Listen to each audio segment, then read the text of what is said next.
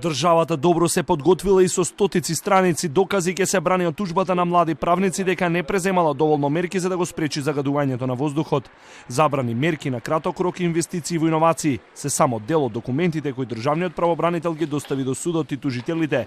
Од друга страна пак судот ги има доказите на тужителите кои со 20 сведоци и пресуда од Европскиот суд за човекови права и домашни извешти ќе докаже дека сите граѓани били изложени на загаден воздух изминатите 11 години.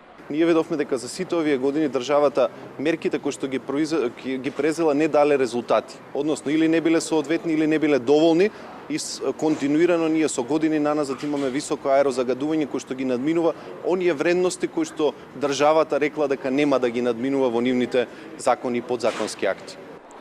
Предходно владата, градот Скопје и Министерството за животна средина како тужени поднесоа представка дека граѓанскиот суд не е надлежен за работата на државните органи и дека оваа постапка треба да се води во управниот суд.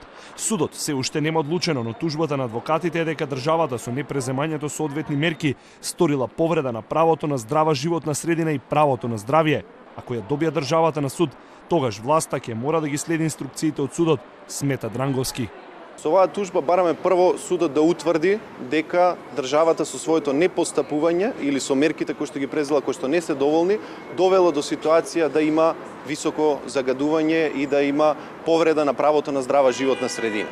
Откако тоа ќе го утврди, после тоа ќе бараме исто така судот да ги заложи државата да преземе соодветни мерки, да направи промени доколку е потребно на законите. Сдруженијето со тужбата исто така бара усогласување на националната легислатива со директивата на ЕУ, а аргументите ќе ги спортистават на 15 април.